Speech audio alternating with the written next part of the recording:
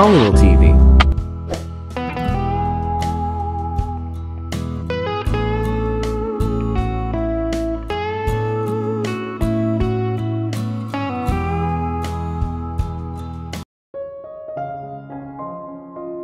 Bumukas ang pinto sa loob ng madilim na silid. Nang hindi lumingon, naramdaman ni Lucas na may pumasok. Bago pa man magsalita ang lalaki ay alam na niyang si Vince Anderson iyon. Ayos lang ba ang bata? Tanong ni Vince na mahinahon, at may kalmado ang boses. Patay na ang bata. I'm so sorry, hindi ko siya nailigtas. Sabi ni Lucas, lumingon sa direksyon niya. Tinitigan niya si Vince with his paper blank expression. Ang kanyang mga daliri ay lihim na nabaluktot sa isang masikip na bola sa kanyang likuran. Kinailangan siya ng isang hindi kapani-paniwalang dami ng pagpipigil sa sarili na hindi sumunggab sa lalaki, at matalo ang shit sa kanya para sa pagtrato sa isang 4 na taong gulang na batang babae na parang isang bilanggo. Nadurog ang puso niya na kailangang magdusa ng ganito ang 4 na taong gulang na anghel. Napakapayat niya na para bang ilang buwan na siyang halos hindi kumain. Puno ng dumi ang mukha at katawan niya. Napaisip siya kung kailan siya huling naligo. Ang kanyang marupok na kanang kamay ay nakagapos ng kadena na para bang sinisigurado na hindi siya makakatakas. Hindi siya itinuring na parang tao kundi isang hayop. Anong nangyari? Tanong ni Vince, hindi pa siya nakaka-recover sa gulat. Nagsalubong ang mga kilay niya na sinuri ang walang buhay na bata sa ibabaw ng kama. Hindi pa kumbinsido, sumugod siya sa gilid ng bata at naramdaman ang pulso sa kanyang mga pulso, wala. Ang kanyang mga daliri ay lumipat sa leeg ng bata at tiningnan ang lugar kung may tanda ng buhay. Wala rin. It's all your fault, Vince. Putol ni Lucas pero hindi niya sinabi ng malakas ang mga salita. Sa halip na may traidor na kalmadong kilos ay ibinalik nito ang tingin sa kanya. You called a doctor an hour too late. Kung tumawag ka lang ng doktor ng mas maaga o ipinadala ang bata sa pinakamalapit na ospital ay buhay pa siya. Kinuha ni Lucas ang kanyang duffel bag sa sahig. Hindi na niya hinintay ang sasabihin ni Vince. Agad siyang dumiretso sa pintuan at malakas itong kinalampag. Ang matangkad at armadong lalaki na naghatid sa kanya sa silid kanina ay nakatayo sa pasilyo, at naghihintay sa kanya. Nang makita niya si Lucas ay sinenyasan siya ng lalaki na sumunod hanggang sa makalabas sila ng bahay. Nagpatuloy sila sa paglalakad hanggang sa marating nila ang kinakalawang na gate. Binuksan ng isa sa mga armadong lalaki ang mga gate at binuksan ito. Mabilis na lumabas si Lucas at nakahinga ng maluwag nang dumampi ang malamig na sipol ng hangin sa kanyang pisngi. Napakasarap sa pakiramdam na lumabas ng bahay ng buhay, naisip niya habang naglalakad sa mga puno kung saan niya iniwan ang lalaki kanina. Nandoon pa rin ang lalaki na nakahandusay sa lupa at wala pa ring malay. Sinampay niya ang mabigat na lalaki sa ibabaw ng balikat niya, at binuhat hanggang sa kotse niya saka inihagis sa backseat. Sumakay siya sa driver's seat at pinaandar ang makina at ipinadala niya ang sasakyan sa malayo kung saan ito hindi madaling makita. Bago siya bumaba ng sasakyan, kinuha niya ang phone at wallet ng lalaki para tingnan ito na parang isang pagnanakaw ang nangyari. Napagtanto niyang nakasuot pa rin siya ng puting coat habang papalabas siya ng sasakyan. Mabilis niyang hinubad iyon, itinapon sa loob at isinara ang pinto bago siya bumalik sa kanyang sasakyan. For the umpteenth time, sumulyap siya sa kanyang wristwatch. Matyaga niyang hinintay ang paglabas ng sasakyan ni Vince mula sa gate. For sure, mag-iisip siya ng paraan para madispatcha ang katawan ni Vienna. Ilang sandali pa, bumukas ang lumang kalawangin na gate at bumungad ang itim na Ford ni Vince. Bumilis ang sasakyan at naghintay si Lucas hanggang sa mawala ito sa kanyang paningin bago siya sumunod. Sa loob ng 30 minuto, nagpatuloy sila sa pagmamaneho hanggang sa tuluyang huminto si Vince sa harap ng isang malaking dump site. Sa di kalayuan, pinagmamasdan niya ang pagbukas ni Vince ng compartment ng sasakyan at hinila ang isang malaking body bag. Dinala niya ito sa napakalaking tambak ng basura bago siya dali-daling sumakay sa loob ng sasakyan at umalis sa lugar bago pa siya makita ng sinuman. Nang wala na si Vince, tinulak ni Lucas ang pinto. Nakalimutan niyang isara ang pinto sa pagmamadali. Tumakbo siya sa napakalaking tambak ng basura, at kinuha ang body bag na walang awang itinapon ni Vince na parang basura. Binuksan niya ang zipper ng bag at doon niya nakita ang malamig na katawan ni Vienna na nakahiga sa loob. Kaginhawaan ang dumaan sa kanya. Hindi na siya nag-aksaya ng segundo at dinala ang tila walang buhay na katawan ng bata sa backseat ng kanyang sasakyan. Napakalamig ng katawan ni Vienna. Parang wala na ang pulso niya. Walang duda na naniwala si Vince na patay na siya. Gayunpaman, epekto lamang ito ng fluid na ininject niya sa katawan niya kanina. Ang fluid ay maaaring huminto sa tibok ng puso ng isang tao sa loob ng isang oras at gawin itong parang namatay ang katawan. Ngunit kung ang katawan ay hindi nakatanggap ng antidote pagkatapos ng inilaang oras, ang tao ay mamamatay sa kalaunan. Binuksan ni Lucas Nicolas ang secret compartment sa ilalim ng driver's seat at gumawa siya ng isang kahon mula sa loob. Kinapa niya ang lock ng box at binuksan niya ito. Kinuha niya ang maliit na bote mula sa loob at binuksan iyon. Pagkatapos ay kinuha niya ang hirenggilya at nilagyan ito ng fluid mula sa maliit na bote. Ang nanginginig niyang kamay ay kinuha ang manipis na mga kamay ng bata at itinurok ang fluid sa kanyang mga ugat.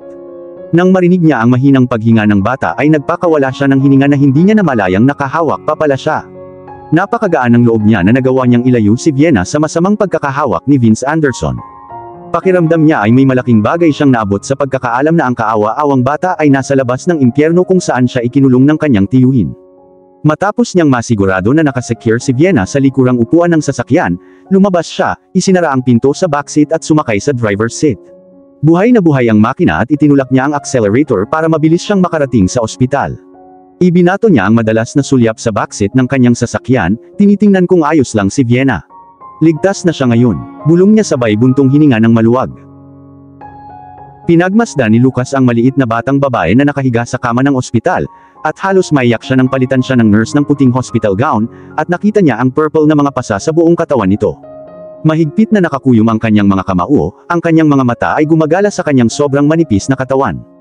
Sobrang malnourished siya kaya dumidikit na ang balat niya sa tadyang. Siguradong ginugutom siya ni Vince. Iniisip niya kung kailan ang huling pagkakataon na nagkaroon ng disenteng pagkain ang bata. Si Vince ang pagkakatawang tao ng demonyo. Ginamit niyang kasangkapan ng batang babae sa kanyang paghihiganti. Hindi lang iyon ang nagpapagutom sa kanya sa kamatayan ngunit binugbog din niya ito. At ang patunay ng kanyang kalupitan ay kitang-kitang nakaukit sa buong katawan niya. Napakasikip ng dibdib niya at nahihirapan siyang huminga habang pinagmamasdan ng kaawa-awang kalagayan nito. Kung kaya lang niyang dalhin ang lahat ng sakit nito, gagawin niya ito para hindi na niya madala ang mabigat na pasanin sa kanyang mga balikat. Sa wakas, hindi na niya kinaya ang eksena at mahina siyang naglakad patungo sa pinto, at hinila ito pabukas. Ang paningin ay umaani ng kanyang puso sa maraming piraso.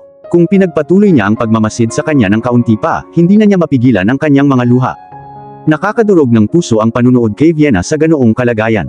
Hindi siya makapaniwala na nagawang itago ng masamang stepbrother ni Gabriel ang kanyang existence all this time. Naniniwala ang lahat na patay na ang bata. Maging ang kanyang mga magulang, Monica at Gabriel ay inisip na namatay siya sa isang aksidente noong gabing iyon. Ngunit ang makita siyang alive kahit papaano ay magbigay sa kanya ng pag-asa para kay Monica at Gabriel na magkaroon ng kumpletong pamilya. Saksi si Lucas kung paano nagdusa ng husto ang dalawa nang inakala nilang nawala ang kanilang anak. Sinira ng kanilang pagdurusa ang marriage na kanilang sinumpaan na paprotektahan sa harap ng altar na nagresulta sa isang nakakasakit ng pusong hiwalayan. Iniisip niya kung ano ang magiging reaksyon ni Gabriel kapag nalaman niyang buhay si Vienna. Natatakot lang siya kung paano kukunin ni Gabriel ang lahat pagkatapos niyang sabihin sa kanya na sa lahat ng mga taon na ito, ay pinanatili ni Vince si Vienna bilang isang bilanggo sa isang malamig at madilim na silid, matapos matagumpay na pekein ang kanyang kamatayan. Walang alinlangan na tatapusin ni Gabriel ang pag-iral ng kanyang stepbrother sa pamamagitan ng pagtutok ng baril sa kanyang ulo at paghila sa gatilyo. Maiintindihan niya na kung tutuusin, hindi matatawaran ang ginawa ni Vince. Gayunpaman, nag-aalala siyang ilalagay ni Gabriel ang hustisya sa kanyang sariling mga kamay. Ayaw niyang gumawa ng ganitong unpardonable crime ang best friend niya. Marahang isinara ni Lucas ang pinto ng private room at umupo sa waiting chair sa labas.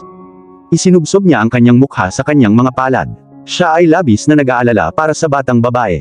Nasa kritikal na kondisyon ng bata. Siya rin ay natupok ng mataas na lagnat pagkarating nila sa ospital, at hanggang ngayon ay hindi pa rin bumuti ang kanyang lagnat. Hindi niya alam kung gaano na siya katagal na nakaupo sa bakal na upuan nang bumukas ang pinto.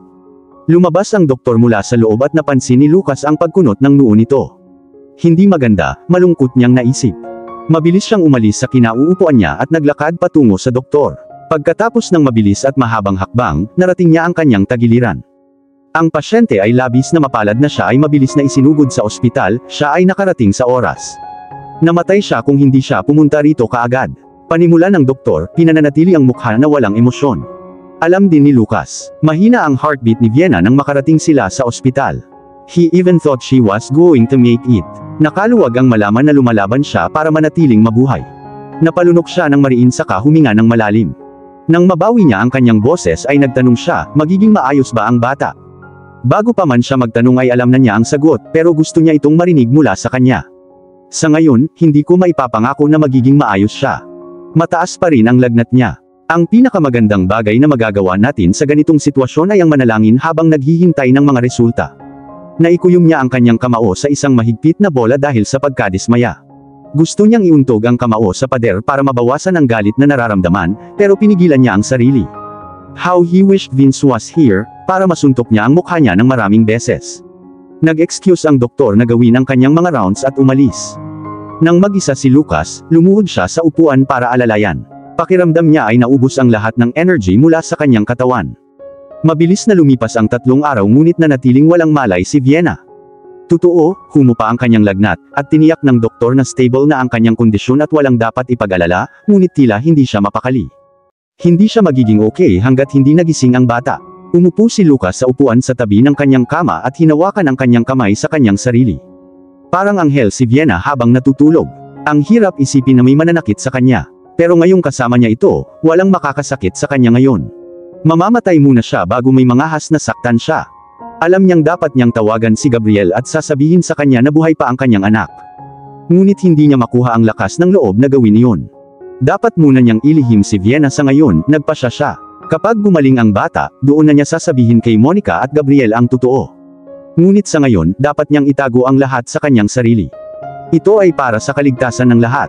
Sa ika-4 na araw na binisita niya si Vienna sa ospital ay nakatanggap siya ng magandang balita, sa wakas ay gising na siya.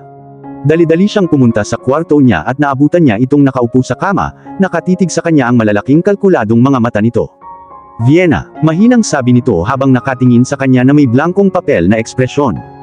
I am Tito Lucas, your father's best friend. Dagdag niya at naghintay ng sagot pero wala. Nanatiling pareho ang kanyang ekspresyon. Patuloy ang pagtitig sa kanya ng bata kasama ang hindi kumikislap ng kanyang mga mata nang walang sinasabi. Vienna, are you alright? Marahan niyang hinawakan ang mga braso ni Vienna, ngunit natigilan ito kaya mabilis nitong hinila ang kamay nito. Can you talk?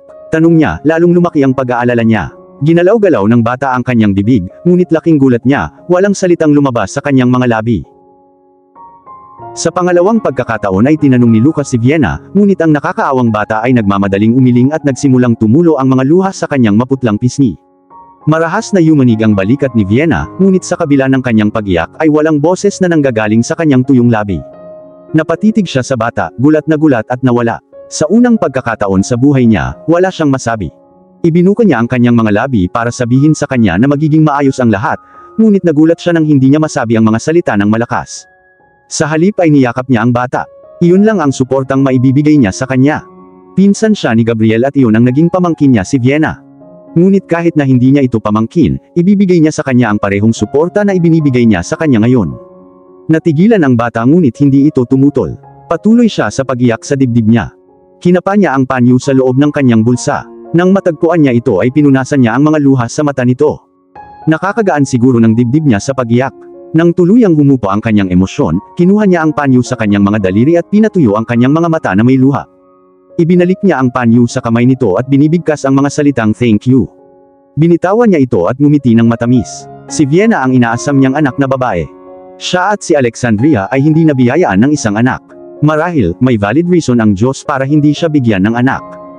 Ang katotohanan na ang kanyang asawa ay isang irresponsibleng babae at nagkaroon ng kadena ng mga bawal na pag-iibigan ay isa sa mga iyon. Umiling siya. Nababaliw na siguro siya dahil pinapasok niya sa isip niya si Alexandria. As if he could stop her from invading inside his head. Ang totoo, nabigla siya sa unang pagkakataon na maranasan niya ang biglaang pagbabago nito. Iba ang kinikilos niya lately. Hindi siya kumikilos tulad ng dati niyang ligaw na sarili. Pagkatapos ng aksidente ay naging ganoon siya.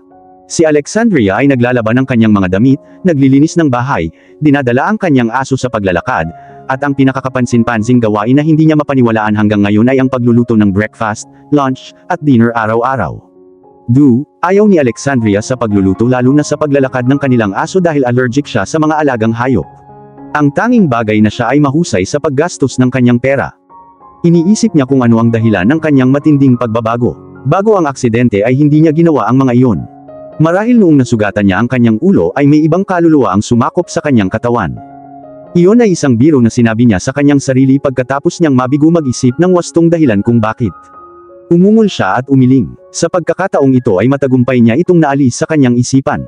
Pinilit niyang gumala ang isip kay Vienna na hindi gumagalaw sa kama, at pinagmamasdan siya ng malalapad at matalas nitong mga mata. I'll prepare your breakfast. Anya, nag-flash sa kanya ng isang malawak na nakakapanatag ng ngiti kung saan siya ay ginantimpalaan ng isang tunay na ngiti na nagpalukot ng kanyang mga mata sa sulok. Tumango si Vienna at binibigkas ang salitang please. Nagsisimula siyang magtiwala sa kanya, naisip na matagumpay. Tuwang-tuwa siya sa kanyang nagawa. Yung feeling na si Vienna ay hindi na nakaramdam ng pananakot sa kanya ay medyo naibsan ang kanyang pag-aalala. Naglakad siya patungo sa mesa at binuksan ang paper bag na naglalaman ng almusal ni Vienna na niluto ni Alexandria kaninang umaga. Inilipat niya ang pagkain sa isang plato. Nang handa na ito, inihiga niya si Vienna sa kama hanggang sa komportable itong sumandal sa headboard. Pagkatapos ay dinala niya ang mini table na may mga pagkain sa ibabaw papunta sa kama ni Vienna. Baka kailangan niya ng tulong niya, naisip niya at tinulungan siyang kumain pero umiling ang bata. Wala siyang choice kundi hayaan siyang kumain mag-isa. She picked the spoon and ate heartily in silence at wala itong ginawa kundi panuurin siya. Napagpasyahan niya sa paraan ng pagkain nito na iyon ang unang masarap na pagkain na kinain niya sa loob ng mahabang panahon. Nakikita niya sa paraan ng pagliwanag ng mukha nito, at sa pagkinang ng mga mata nito na nasasarapan siya sa pagkain. Tiyak na madudurog ang puso ni Monica kapag nakita niya ang kanyang anak sa ganitong kalagayan matapos itong hindi makita sa nakalipas na 4 na taon. Habang si Vienna ay abala sa kanyang almusal, kinuha niya ang pagkakataong tawagan si Gabriel.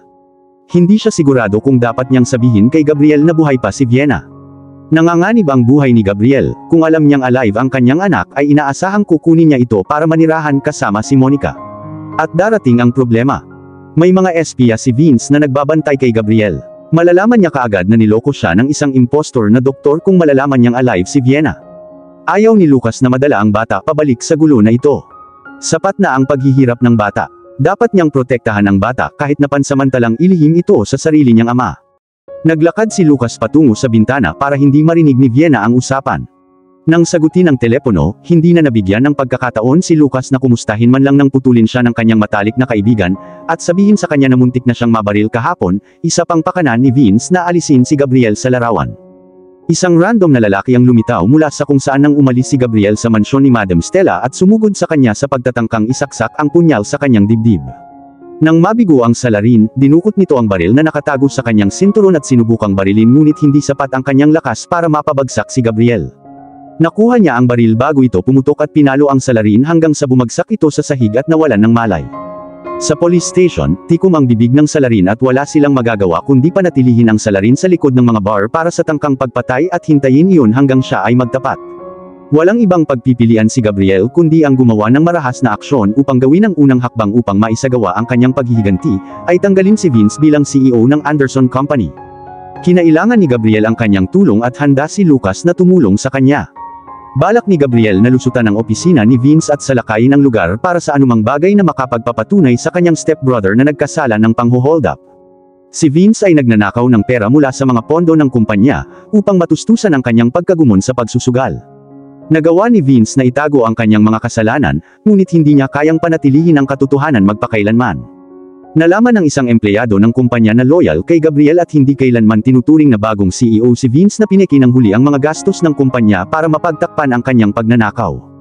Hindi ito maliit na halagang ngunit bilyon-bilyon ang nasangkot. Nag-aalala na ang kumpanya ay nasa panganib ay ginawa niya ang bagay na dapat niyang gawin. Pinuntahan niya si Gabriel at sinabi ang kanyang mga concerns. Umaasa si Lucas na makikita nila ang hinahanap nila sa loob ng opisina ni Vince. Kung makakita sila ng sapat na ebidensya at mapapatunayan nilang nagkasala si Vince sa pangho-hold up, sapat na natanggalin si Vince sa titulong CEO ng Anderson Enterprises. Iyon ang magiging unang hakbang ni Gabriel para makaganti kay Vince.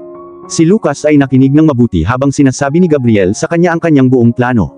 Bukas ng umaga ay lilipad sila papuntang Bellavia at pagdating ng gabi ay mag-trespass sila sa opisina ni Vince. At para matagumpay na makapasok sa mahigpit na security, kailangang gamitin ni Gabriel ang kadalubhasaan ni Lucas sa pagbubukas ng mga nakalock na pinto nang hindi nagtitrigger ng security alarm. Mapanganib ang gawain, ngunit ramdam niya ang pagbomba ng kanyang dugo mula sa inaasahan. Nang tuluyang ibinaba ni Lucas ang tawag, malungkot siyang napabuntong hininga. Kahit papaano, nabigo siyang sabihin kay Gabriel ang totoo. Aside from that, he'd given him no chance to speak, napagtanto niya na hindi na niya maibabalik si Vienna kay Gabriel sa gitna ng kaguluhang ito. Malalagay sa panganib ang buhay niya. Ayaw niyang mangyari iyon. Nahirapan siyang magdesisyon ngunit pagkatapos niyang makausap si Gabriel sa telepono, napagtanto niyang ang pinakamagandang gawin ay ilihim si Vienna habang patuloy pa rin sa pag-aalsa si Vince. Kung malaman niyang buhay ang bata, tiyak na papatayin niya ito. Ibinaba niya ang phone niya sa bulsa ng jeans niya. Nang iangat niya ang ulo niya kay Vienna, napagtanto niyang tapos na ang bata sa kanyang almusal at ngayon ay matamang nakatingin sa kanya. Puno ng tanong ang mukha niya habang nakatingin kay Lucas. Nagtataka siya kung bakit may malalim na pagkunot sa noo nito. Si Vienna ay isang matalinong bata at siya ay masyadong mapagmasid. Binigyan niya ito ng nakakapanatag ng ngiti. The doctor said you would be discharged today. Kailangan kong bayaran ang mga hospital bills para makauwi na tayo. Ngumiti si Vienna ng mahinhin at tumango. Bumukas ang colossal gates ng Claymore Mansion. Dumaan ang sasakyan sa mga guard at agad itong huminto sa harap ng Regal Mansion. Itinulak ni Lucas ang pinto. Sinalubong ng mainit na sikat ng araw ang kanyang mga mata. Siya ay pumikit at lumipat sa kabilang side ng sasakyan saka binuksan ang pinto. Dahan-dahang bumaba ng sasakyan si Vienna. Ang kanyang magandang asul na mga mata ay puno ng pagtataka habang pinagmamasdan ang kanyang bagong kapaligiran. Huminto ang kanyang tingin sa mismong harapan ng malawak na pool at doon ito nagtagal. Puno ng tuwa ang inosenteng mga mata ng bata. Ito ang unang pagkakataon na nakita niya ang isang pool na ganito kalaki. Ang kanyang maliit ngunit cute na mga labi bahagyang kulot sa isang kamangha-manghang ngiti. Kung si Gabriel ay nakatingin sa kanyang daughter ngayon, siya ay proud siya sa ganda niya. Let's get it inside, sabi niya para kunin ang atensyon niya. Walang sabi-sabing tumango siya at kinuha ang kamay nito na hinawakan nito sa kanya. Tahimik silang naglalakad papunta sa entrance ng Claymore Mansion. Hindi sinabihan si Lady Ravenwood na darating siya. Walang alinlangan na magugulat siya sa hindi inaasahang pagbisita. Lumabas si Milton mula sa pinto at binuksan ito. Nang nasa loob na sila ay muli niya itong isinara. Tapos dumapo ang mata niya sa bata sa tabi niya. Nanlaki ang mga mata niyang karaniwan ng naiinip. Napakurap siya ng ilang beses habang nakatingin sa mukha ni Vienna. Inaasahan ni Lucas na magtatanong siya, ngunit nagulat siya nang walang itanong si Milton, sa halip ay dinala niya sila sa library. Bumukas ang pinto ng library at pumasok sila sa loob. Nakita niya si Lady Ravenwood na nakaupo sa Victorian sofa. Bati sa kanya ng tita niya nang makita siyang papalapit sa kanya. Nang dumapo ang tingin niya kay Vienna, siya ay nanlamig na parang nakakita ng multo. No thanks, wala ako sa mood uminom ng tea. Siya ay tumugon. Umupo siya sa sofa sa tapat niya. Binuhat niya si Vienna at pinaupo sa bakanteng espasyo sa tabi niya. What can I do, Lucas? Tanong ni Lady Ravenwood nang hindi inaalis ang tingin sa batang babae. To ask you a favor. Sagot niya, huminga siya ng malalim bago nagpatuloy. Ang babaeng ito ay inabuso ng kanyang tiyuhin. Nawalan siya ng boses dahil sa trauma. Iyon lang ang impormasyong maibibigay ko sa ngayon. Mapagpakumbaba kung hinihiling sa iyo na bigyan siya ng tahanan. Gagawin ko, siya ay tumugon. Hindi siya makapaniwala na pumayag ito ng ganoon kadali. Pambihira para sa kanya na gawin iyon. Pardon. Sabi ko, gagawin ko, Lucas. No questions asked. Consider me as her new guardian. Sa pinakaunang pagkakataon ay nakahinga siya ng maluwag. Lalong masaya na marinig na nalutas na ang kanyang problema. Isang mabigat na pasanin ang naalis sa kanyang dibdib sa isang iglap. Ang aking labis na pasasalamat, Tita Claire. Sa unang pagkakataon, hinarap niya si Lady Ravenwood gamit ang kanyang tunay na pangalan. You don't need to thank me. I'm more than happy to have her in my lonely mansion. At least, I have someone to treat like my own daughter. What's her name? Huminto siya pagkatapos ay sinenyasan ang bata na lumapit. Si Vienna ay nag-aatubili noong una, ngunit nang ngumiti si Lady Ravenwood sa kanyang mga pagdududa ay natunaw at lumipad siya sa kanyang mga bisig.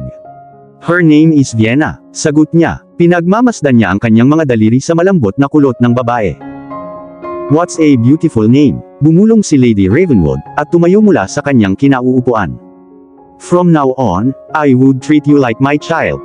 Kinuha niya ang marupok na kamay ng bata at dinala siya sa pinto. At dito na po, nagtatapos ang part 52 ng ating kwento. Sabay-sabay po nating abangan ang susunod na kabanata. Maraming salamat po. God bless and stay safe.